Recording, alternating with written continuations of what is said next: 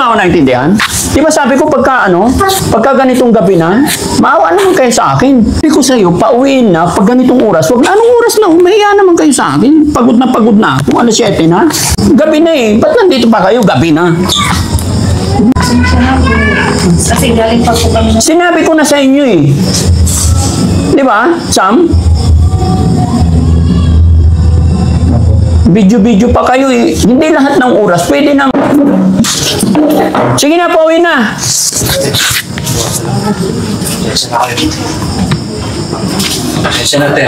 No, wala bang gobyerno doon sa inyo?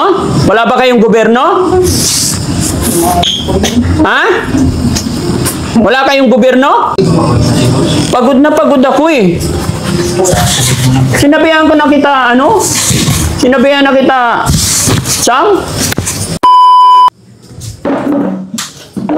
Sige na, pauwi na.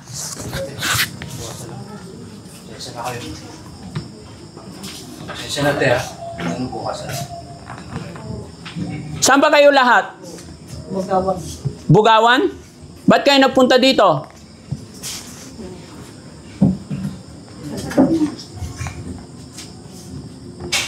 Ano sadya niyo ito? Kasi mula nung nabaka rin. Lalo ako, dalawang pamilya kasama sa bahay. Nabaha kayo? May pamilya. No, wala bang gobyerno doon sa inyo? Wala ba kayong gobyerno? Ha? Wala kayong gobyerno? Pagod na pagod ako eh. Sinabihan ko na kita, Sinabihan na kita, Sam? Pero teka lang, balik kayo. Nagbibiro lang ako eh. Balik kayo, balik. Balik. Ha? Balik kayo, balik. Dati talaga. Ha? Ba't ka umiiyak na eh? Kasi hindi ako sanay na masigawan tsaka mapagalitan. Hindi naman nagsisigaw, nagpa-prank lang ako. Sorry, nanay. Kasi gusto talaga naman kayo makita, Daddy. Gusto niyo lang ako makita. Tapos nagagalit pa si Daddy Frankie. Oh, ba't umiyak? Si nanay, ang tuwa-tuwa pa naman ni nanay, ganyan-ganyan pa siya, Na-prank kami, Daddy. Ha? Na-prank kami. Na-prank kayo. Na-prank kami. Hindi, kasi alam nyo, sino ba pinuntahan nyo dito? Opo. Ano pangalan? Daddy Frankie. Daddy Frank. Opo. Ano ibig sabihin ng Frank? Nagpra-prank. Ayun pala eh. Ba't kayo umiiyak? Ito sa Ha? Kalsada, Ha? nanirahan ako sa gilid. Diba mga kababayan, anong pangalan ko? Frankie. Anong ginawa ko? Nagprank. Diba? Alam nyo na pala, ba't iiyak kayo? Ano kami? Ha? Kala namin, Joke lang yun, Nay. Alam nyo, sa totoo po yung sinabi ko, pagod kasi maghapon po kami sa biyahe. Actually, may darating pang Puriman na kausap ko. Sabi ng yung tagaluto namin, DF, may mga bisita ka. Sabi ko, sige, saglit lang, nagpahangin lang muna ako. Yung sinabi pa yung naka-ready ko. Pero, tandaan nyo, Frank, kaya yun nangyayari. Ay, ganun ba? Yes, Nay. Si Nanay, takot na takot. Okay ka na, Nay? Mula ngayon, masanay na kayo, ha? Ako po si Daddy Frank. Nandito din sa atin. Pumunta sila sa Bugawan, takbo ko ng tabi. Hindi namin kayo nabutan nun. Hindi nyo kami naabutan. Okay. So, yun, mga kababayan, mga kabarangay, isang magandang gabi po sa atin lahat. Pasensya na po kayo. Nasa harapan nyo po si Frank. Ako po si Daddy Frankie. Para magkaliwanagan. Ano ibig sabihin ng Frank? Si Daddy Frank, yun na yun. No? Pero syempre mga kababayan, mga kabarangay, bago tayo magpatuloy, maraming salamat sa lahat ng nandyan. Huwag po kayo magalit sa akin. It's a prank. No? Ayan. Totoo po yung sinabi ko mga kababayan, galing po kami kung saan-saan. Anong oras na? Alas 7 na. Kaya binibiro ko sila. Pero actually, naawa talaga ako kasi hindi naman po siguro sila magtsatsaga na maghintay or pumunta dito kay Frank kahit gabi na kung wala silang kailangan. Pero ayon kay ate, gusto raw nilang makita si Daddy Frank. Yes po ba, Daddy?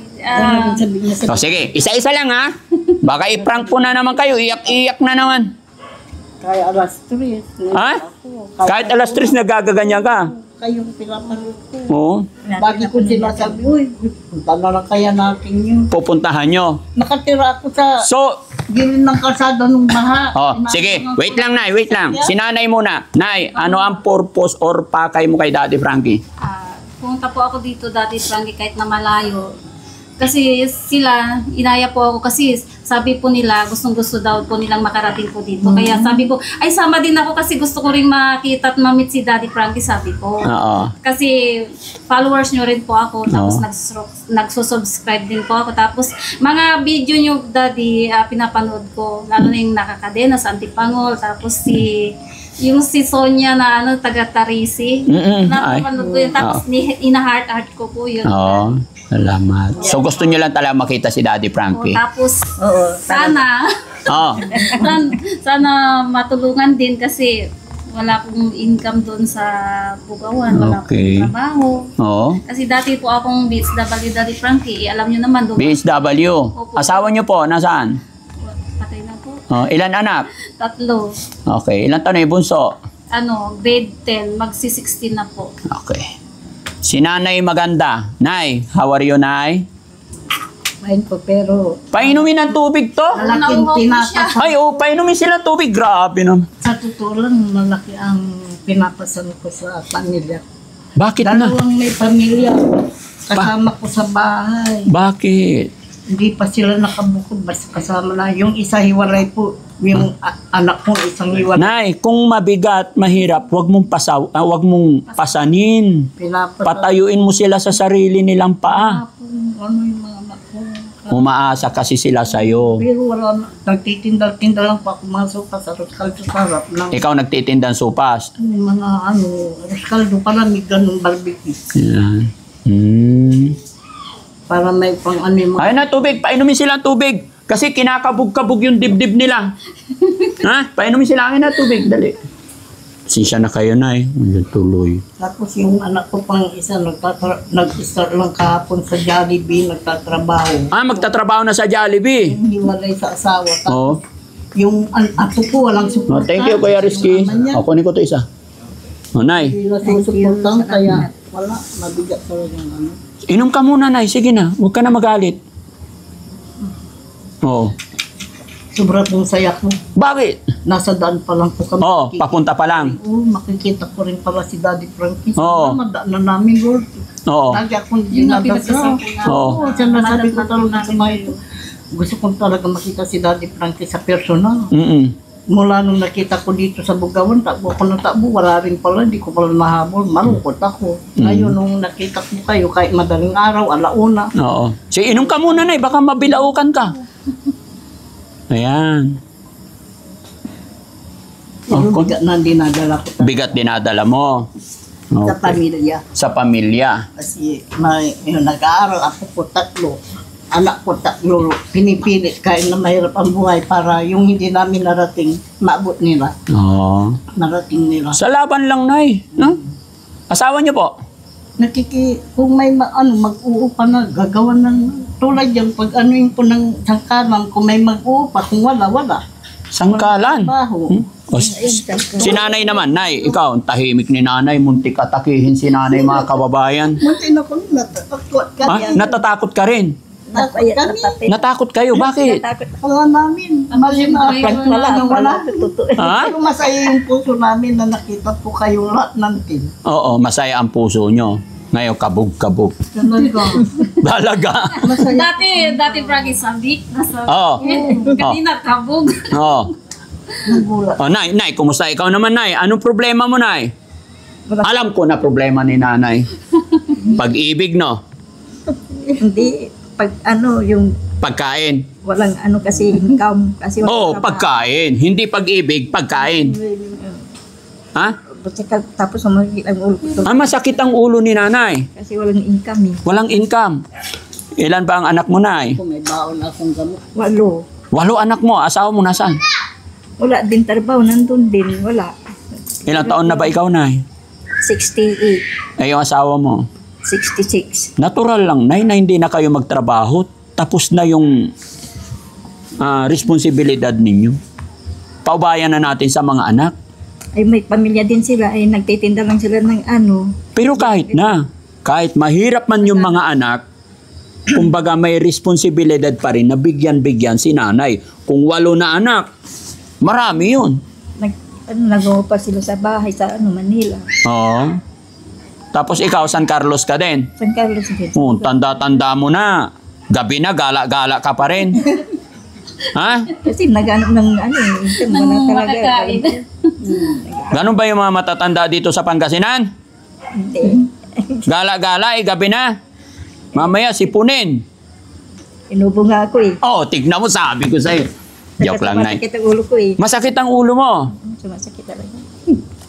Kasi walang trabaho. Oh, ganun talaga, Nay. Pag ang tao walang pera, sasakit talaga ulo. Sobra.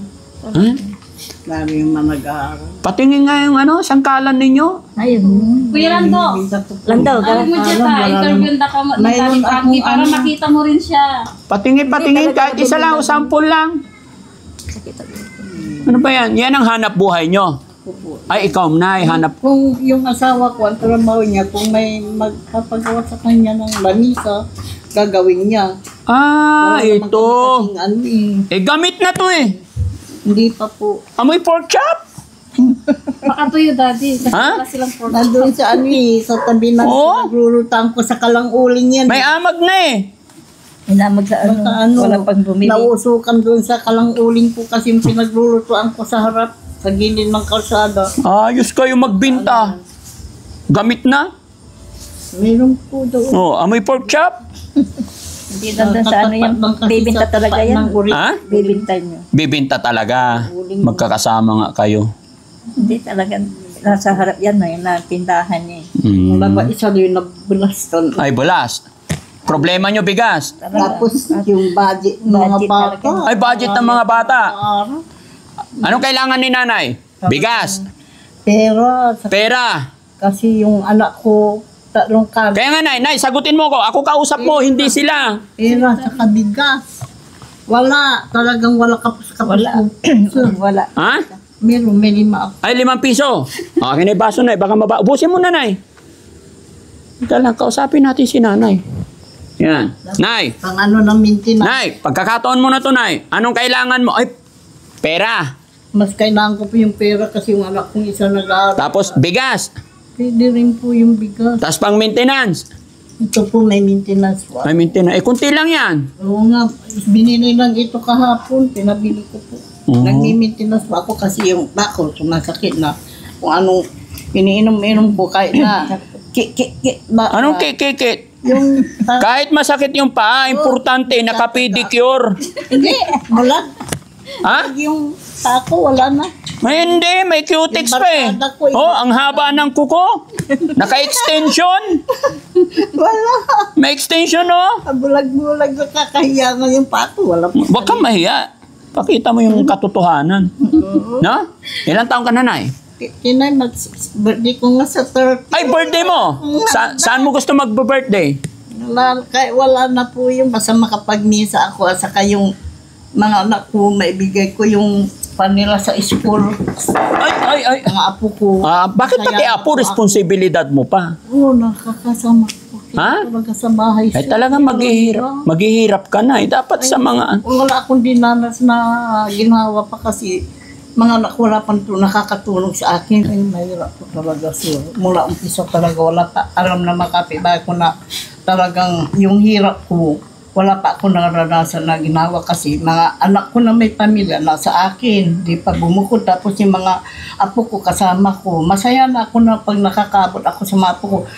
Tatlo ang college na anak ko kahit mahirap lang po kami. Pinipili ko pong paralin yun. Nangangailangan talaga ng malaking ano sa yung nasa Baguio po. Kasi napilitan lang po siya nag-aral doon kasi ano siya, yung hindi na siya nakahabol dito sa PSU. Sa San Carlos, talagang mahirap po sir. Talaga, mahirap po talaga dahil ng ano, hindi ko na maano akong ano, kahit na ano, hindi ko na talaga maano yung pag-ano na mga apo ko, anak ko, wala akong income. Pero Nay, sa dinami-daming pwedeng puntahan, bakit si Daddy Frankie ang napili nyo lalo na't malayo ito?